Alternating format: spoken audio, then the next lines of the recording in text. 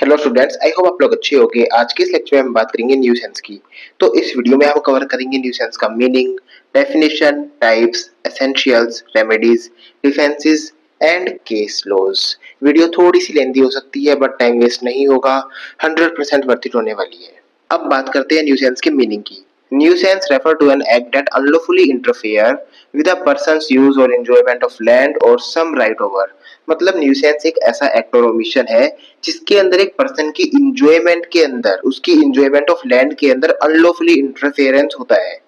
मतलब एग्जांपल के लिए मैं स्टडी कर रहा हूँ अपने घर में बैठ के, अगर बाहर से कोई भी लाउड नॉइस आती है, लाइक जो मेरे नेबर है वो अगर लाउड म्यूजिक सुन रही है, या फिर कोई भी स्मेल आती है, या फिर स्मोक आता है, फैक्ट्री का धुआं आता है, तो उससे मेरा एंजॉयमेंट खराब हो रहा है। ट्रेसपास के अंदर क्या होता है कि एक पर्सन डायरेक्टली अनलॉफुली इंटरफेयर करता है प्रॉपर्टी के अंदर। मतलब वो डायरेक्टली प्रॉपर्टी के अंदर आ जाता है without any reasonable cause, without the permission of plaintiff. But nuisance के अंदर क्या होता है कि एक पर्सन डायरेक्टली नहीं आ रहा है, या तो कोई स्मेल आ रही है, या फिर साउंड आ रही है, या फिर वाटर लीकेज आ रहा है। एग्जांपल के लिए मेरी नेबर है, उनके घर में वाटर लीकेज है, तो वहां से वाटर मेरे घर में आ रहा है, तो इस तरीके से जो है मेरा एंजॉयमेंट खराब हो रहा है, तो वो होता है न्यूसेंस। अब इसके ऊपर सेलमेंट क्या कहती है, the escape of any deleterious thing. मतलब कोई भी डिलीटेरियस थिंग जो एक लैंड से या कहीं से भी ट्रेवल करके आती है प्लेंटिफ के पोजेशन के अंदर, मतलब प्लेंटिफ की लैंड के अंदर, जिससे प्लेंटिफ का एंजॉयमेंट खराब होता है, उसको कहते हैं न्यूसेंस। यहाँ पे क्लर्क क्या कहती है, interfere with the use of enjoyment of land. मतलब किसी की भी लैंड के अंदर अनलॉफुली इंटरफेयर करना जिससे उसका एंजॉयमेंट खराब हो, तो ये होता है आपका न्यूसेंस। मतलब एक पर्सन जो है ट्रेसपास के अंदर डायरेक्टली इंटरफेयर करता है। ठीक है, जैसे कि कोई भी पर्सन विदाउट मेरी परमिशन के मेरे घर के अंदर अनलॉफुली इंटरफेयर कर रहा है, इलीगल तरीके से इंटरफेयर कर रहा है। अब उससे मुझे हार्म हो भी सकता है, नहीं भी हो सकता। बट न्यूसेंस के अंदर क्या होता है कि कोई भी पर्सन नहीं आता डायरेक्टली। इसके अंदर क्या होता है, बाहर से जैसे कोई भी स्मेल आ रही है जो अनटॉलरेटेबल है, या फिर लाउड म्यूजिक मेरे पड़ोसी सुन रहे हैं जिससे मेरे को प्रॉब्लम हो रही है। मैं स्टडी कर रहा हूँ, मेरे को प्रॉब्लम हो रही है उनके लाउड म्यूजिक सुनने से, या फिर फैक्ट्री का स्मोक मेरे घर के अंदर आ रहा है, या फिर कोई भी ऐसी चीज जिससे मेरा एंजॉयमेंट खराब हो रहा है, तो वो आती है न्यूसेंस के अंदर। अब बात करते हैं टाइप्स ऑफ न्यूसेंस की। तो न्यूसेंस आपके टू टाइप्स की होती है। फर्स्ट है प्राइवेट न्यूसेंस, सेकंड है पब्लिक न्यूसेंस। प्राइवेट न्यूसेंस की बात की जाए, unlawful and unreasonable interference with a person use और enjoyment of their private land और प्रॉपर्टी। मतलब एक पर्सन है जो अपनी प्राइवेट लैंड और प्रॉपर्टी के अंदर इंजॉय कर रहा है, अगर उसकी प्राइवेट लैंड और उसकी प्रॉपर्टी के अंदर इंटरफेयर करता है कोई भी बाहर से और उसके इंजॉयमेंट को खराब करता है, तो वो आता है आपका प्राइवेट न्यूसेंस के अंदर। एग्जाम्पल के लिए मैं अपनी प्राइवेट लैंड के अंदर बैठ के इंजॉय कर रहा हूँ, मैं स्टडी कर रहा हूँ, मैं खाना खा रहा हूँ, मैं कुछ भी कर रहा हूँ। मेरे जो पड़ोसी है या फिर कोई भी जिसकी वजह से मेरे को मेरी ही लैंड के अंदर प्रॉब्लम हो रही है, तो वो हो जाएगा न्यूसेंस के अंदर। इसकी की एलिमेंट्स की बात की जाए तो अनलॉफुल इंटरफेरेंस, मतलब मेरे इंजॉयमेंट को डिस्टर्ब करना, मेरी मेंटल पीस को डिस्टर्ब करना, मेरे इंजॉयमेंट को खराब करना, अनलॉफुली इंटरफेयर करना मेरी लैंड के अंदर, तो ये इसका एक की एलिमेंट है। सेकंड है यूज और इंजॉयमेंट ऑफ लैंड। मतलब ये जो है पर्सन के पीस, कंफर्ट, कन्वीनियंस को जो है डैमेज करता है। अगर मेरी पीस को, मेरे कंफर्ट को, कन्वीनियंस को अगर डैमेज हो रहा है, हार्म हो रहा है, और मेरी इंजॉयमेंट खराब हो रही है, तो वो आपका न्यूसेंस के अंदर आ जाएगा। ये आपका की एलिमेंट है। थर्ड है आपका सब्सटेंशियल एंड कंटिन्यूअस। मतलब ये टेम्परेरी फॉर्म के अंदर नहीं होना चाहिए। एग्जाम्पल के लिए हफ्ते में कोई मेरे को 1-2 घंटा परेशान कर रहा है, या फिर साल में कोई मेरे को 1-2 बार परेशान कर रहा है, तो वो न्यूसेंस के अंदर नहीं आएगा। वन टाइम इंटरफेरेंस या फिर कोई भी माइनर इंटरफेरेंस जो है, जो कि टेम्परेरी टाइम के लिए है, रेगुलर नहीं होता मेरे साथ ऐसा, तो वो न्यूसेंस के अंदर नहीं आएगा। न्यूसेंस के अंदर क्या आएगा, एक अच्छे खासे पीरियड के लिए होना चाहिए। जैसे कि मेरा नेबर है, ठीक है ना, उसके घर में वाटर लीकेज है, उसको मैंने बोला भाई ठीक करवा ले, वो नहीं करवा रहा, उसकी वजह से मेरे को काफी टाइम से प्रॉब्लम हो रही है, तो वो न्यूसेंस के अंदर आएगा। या फिर जो मेरे नेबर है वो डेली लाउड म्यूजिक में गाने सुनते हैं, मेरे मना करने के बाद भी सुन रहे हैं, तो वो न्यूसेंस के अंदर आएगा। या फिर मेरे घर के सामने बिल्कुल जस्ट फैक्ट्री है, ठीक है ना, अब उस फैक्ट्री से जो स्मोक है वो रेगुलरली मेरे घर के अंदर आ रहा है, मेरे को मेरे घर वालों को प्रॉब्लम हो रही है, तो वो न्यूसेंस के अंदर आएगा। मतलब टेम्पररी टाइम के लिए नहीं होना चाहिए, एक अच्छा खासा टाइम होना चाहिए, टाइम पीरियड होना चाहिए। एग्जाम्पल्स की बात की जाए प्राइवेट न्यूसेंस की, लाउड म्यूजिक और parties disturbing neighbours regularly.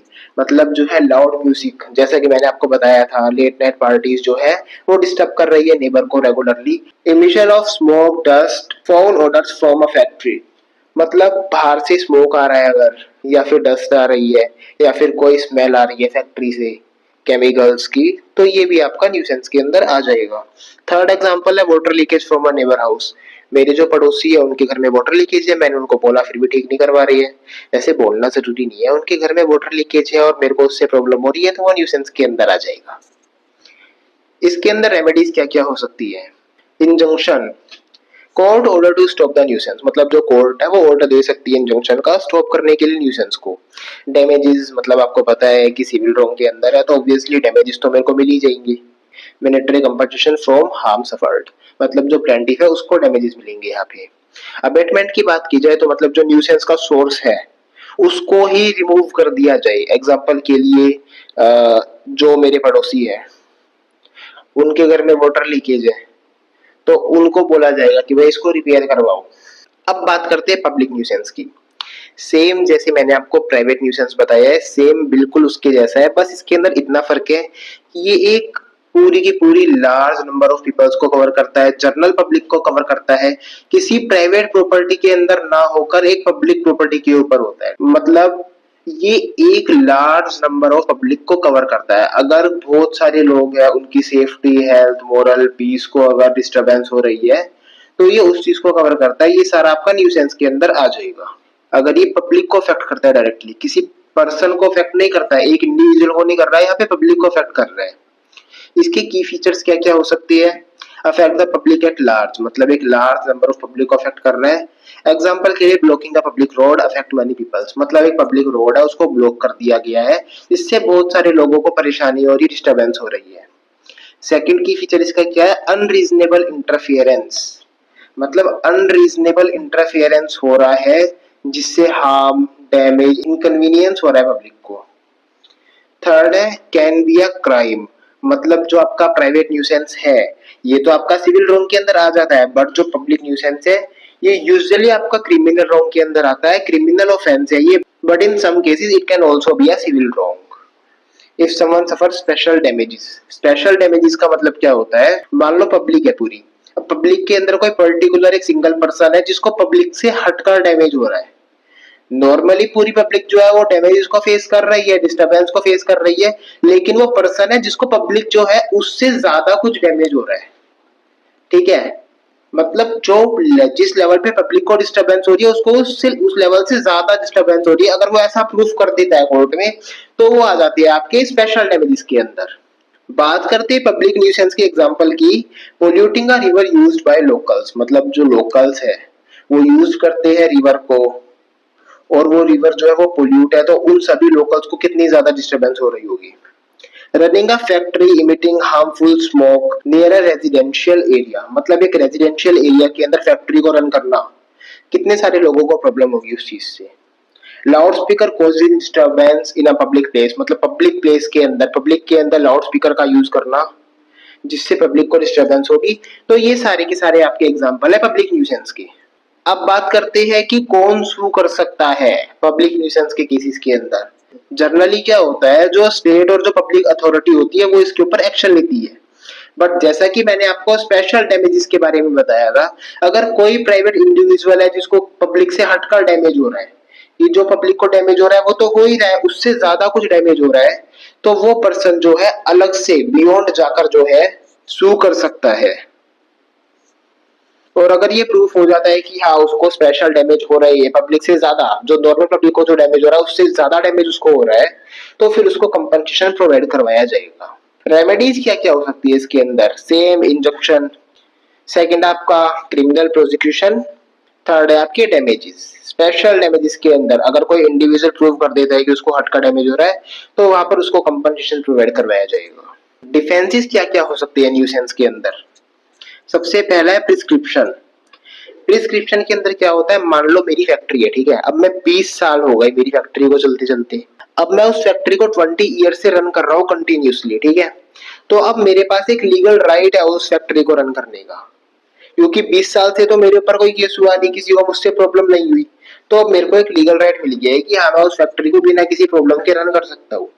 Legal permission की बात की जाए, कोई भी ऐसा काम जो लीगल परमिशन के साथ हो रहा है, स्टैट्यूटरी अथॉरिटी के साथ हो रहा है, गवर्नमेंट की परमिशन के साथ हो रहा है, तो वो आपका न्यूसेंस के अंदर कवर नहीं होता है। एग्जाम्पल के लिए रोड रिपेयरिंग का काम हो रहा है जिससे बहुत ज्यादा नॉइस हो रही है, पीपल्स को प्रॉब्लम हो रही है, बट काम जरूरी है करना, गवर्नमेंट का काम है, तो वो तो होगा। थर्ड है आपका प्लेंटिव कंसेंट। एग्जाम्पल के लिए मेरी एक फैक्ट्री है, मेरी एक केमिकल फैक्ट्री है, मेरी फैक्ट्री के अंदर केमिकल्स का काम होता है, वहां से नॉइस भी जाती है, स्मेल भी बाहर जाती है, एंड धुआं भी बाहर जाता है। और जो प्लेंटिफ है उसको ये बात पहले से पता है कि भाई फैक्ट्री है तो सारी प्रॉब्लम तो आएगी, लेकिन फिर भी अगर वो मेरी फैक्ट्री के पास घर लेता है, उसके बाद वो मेरे ऊपर ऐसे केस नहीं कर सकता, क्योंकि वो खुद अपनी कंसेंट से मेरे पास आया है। मैंने तो उसको फोर्स नहीं करा कि भाई तू मेरे पास आ, मेरी फैक्ट्री के पास घर ले, वो अपनी कंसेंट से आया, उसको पहले से पता था कि फैक्ट्री है तो ये सारी प्रॉब्लम आएगी, बट वो फिर भी आया है। इसका मतलब है कि जो प्लेंटिफ है वो अपनी कंसेंट से आया है, तो ये भी आपका डिफेंस बन जाता है। फोर्थ है natural cause, act of God. आपको याद होगा एक मूवी आई थी ओ माई गॉड करके, उसके अंदर क्या था, जो कांजीलाल मेहता जी है वो गॉड के ऊपर ही केस कर देती है। ये सब बस मूवी के अंदर ही हो सकता है, रियलिटी में ये सब एग्जिस्ट नहीं करता। कॉन्स्टिट्यूशन के अंदर ऐसा कोई भी प्रोविजन नहीं है जिसके तहत आप गॉड के ऊपर केस कर सके। अगर एक्ट ऑफ गॉड की वजह से आपका कोई भी नुकसान होता है या आपको प्रॉब्लम होती है, तो उस केस के अंदर आप कोई भी केस नहीं कर सकते हो, एंड ये भी आपका डिफेंस का पार्ट है। फिफ्थ है third party fault. Third party fault के अंदर होता है जो डिफेंडेंट है उसकी मिस्टेक नहीं होती, मिस्टेक होती है किसी थर्ड पार्टी की। एग्जाम्पल के लिए मैं हूँ डिफेंडेंट, मेरे घर में रिपेयरिंग का काम होना है, तो उसके लिए मैं वर्कर्स को बुलाता हूँ। अब मेरी कोशिश यही है कि जो मेरे नेबर्स है उनको इस चीज से कोई प्रॉब्लम ना हो, मेरा 100% यही रहेगा कि मेरी तरफ से किसी को कोई प्रॉब्लम ना हो। बट अगर फिर भी जो थर्ड पार्टी है, जो लेबर्स है, ठीक है, जो वर्कर्स है, उनकी वजह से अगर किसी को प्रॉब्लम होती है, मेरे ये कोशिश करने के बाद भी कि उनको कोई प्रॉब्लम ना हो, तो वो आ जाता है आपका थर्ड पार्टी फॉल्ट के अंदर, ये भी आपका डिफेंस का पार्ट है। नेक्स्ट है आपका रीजनेबल यूज। अगर कोई पर्सन अपने हाउस के अंदर इतना ओवर सेंसिटिव काम कर रहा है कि किसी पर्सन की नॉर्मल लाइफ से भी उसको प्रॉब्लम हो रही है, तो वो आ जाता है आपका रीजनेबल यूज।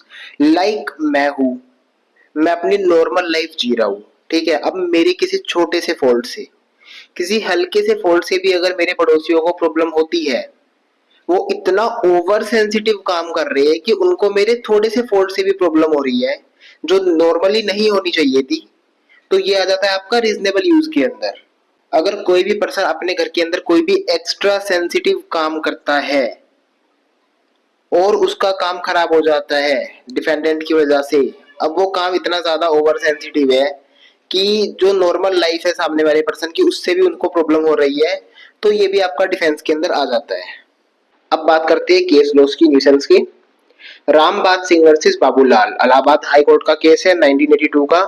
इसके अंदर क्या होता है, एक डॉक्टर होता है रामबाग सिंह, ठीक है, जिसका नाम है, उसका एक क्लिनिक होता है जिसके अंदर वो अपने पेशेंट को ट्रीट करता है, ठीक है।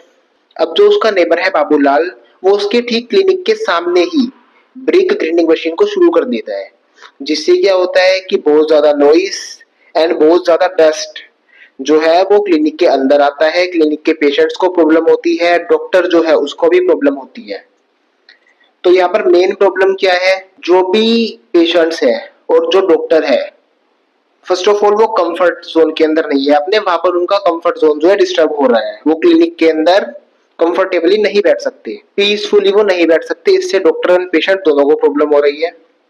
अब जो डॉक्टर है वो कोर्ट जाते हैं और वो न्यूसेंस की कंप्लेंट करते हैं, वहां पे वो बोलते हैं कि जो बाबूलाल है उसकी वजह से न्यूसेंस कोज हो रहा है। अब कोर्ट क्या कहती है, वो डॉक्टर सिंह की बातों से एग्री करती है और बोलती है कि हर किसी पर्सन के पास अपनी प्रॉपर्टी को यूज करने का राइट है, बट इस तरीके से यूज ना करे कि उनके यूज करने से किसी और पर्सन को हार्म हो। Even if Babulal was doing a legal activity, he couldn't do it in a way that disturbed his neighbor's clinic.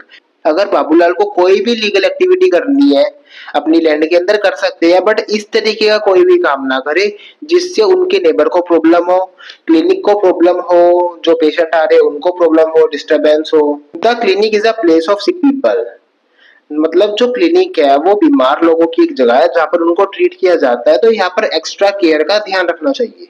Final decision court का यही था कि जो बाबूलाल है वो अपनी मशीन को बंद करेंगे, वो क्लिनिक के पास कोई भी ब्रिक ग्राइंडिंग मशीन नहीं चलाएंगे। वो उसको परमानेंट इंजेक्शन ऑर्डर देती है, अब वो अपनी ब्रिक ग्राइंडिंग मशीन का यूज नहीं कर सकते front on clinic near the clinic. Second case law की बात की जाए, Sheikh Ismail Habib versus Nichanda, Bombay high court का केस है। अब इस केस के अंदर क्या हुआ था, जो प्लेंटिफ है जो कि है शेख इस्माइल हबीब, वो कंप्लेंट करती है against the Nichanda that the defendant was regularly making loud noise by beating drum and playing musical instruments। मतलब जो निर्चंदा है वो रेगुलरली नॉइज करते हैं, ड्रम्स बजाते हैं, म्यूजिकल इंस्ट्रूमेंट्स को प्ले करते हैं, रिलीजियस इवेंट्स करवाते हैं, जिसकी वजह से जो शेख इस्माइल हबीब है मतलब जो प्लेंटिफ है उसको प्रॉब्लम हो रही है, उनके हेल्थ, कंफर्ट एंड पीस को प्रॉब्लम हो रही है। और जो ये फंक्शंस होते हैं निर्चंदा के मतलब डिफेंडेंट के, ये लेट नाइट तक चलती है। The defendant had set a part of portion of his own house for purpose of charity. In this he allowed to perform any type of function related to marriage ceremonies, pujas etc। मतलब जो defendant है उन्होंने अपनी private property का एक part जो है वो चैरिटी कर रखा है कि इसके अंदर कोई भी आके फ्री में सेरेमनीज करवा सकता है, पूजा पाठ करवा सकता है और मैरिज करवा सकता है, कुछ भी करवा सकता है। अब इस केस के ऊपर बॉम्बे हाई कोर्ट क्या कहती है कि even though religious practice are protected they must not disturb others, मतलब जो रिलीजियस एक्टिविटीज होती है, रिलीजियस प्रैक्टिसेस होती है वो प्रोटेक्टेड होती है, वो ऐसे किसी को डिस्टर्ब नहीं करती। The loud noise in this case was unreasonable and amounted to private nuisance, मतलब जो लाउड नॉइज है वो एक अनरीजनेबल है एंड अनमाउंटेड है to private nuisance. The plaintiff had the right to peaceful enjoy of his property, मतलब court क्या कहती है कि जो प्लेंटिफ है उसके पास राइट है कि वो इंजॉय करे अपनी प्रॉपर्टी को, वहां पे पीसफुली रहे, अपनी मेंटल हेल्थ को अच्छा रखे।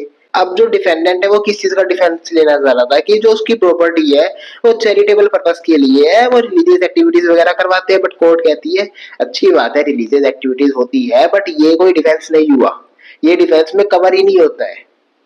आप डिस्टर्ब कर रहे हो अपने नेबर को, प्लेंटिफ को आप डिस्टर्ब कर रहे हो, उसका एंजॉयमेंट खराब कर रहे हो, उसकी मेंटल पीस खराब हो रही है, तो ये आपका डिफेंस में कवर नहीं होता है।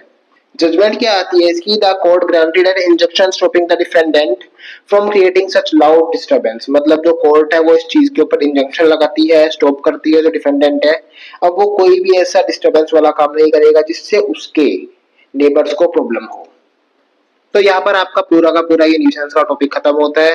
अगर आपको कोई भी डाउट है इस टॉपिक से रिलेटेड तो आप कमेंट कर सकते हैं, बाकी नोट्स के लिए आप इन पेजेस का स्क्रीनशॉट ले सकते हैं। ये है फर्स्ट पेज,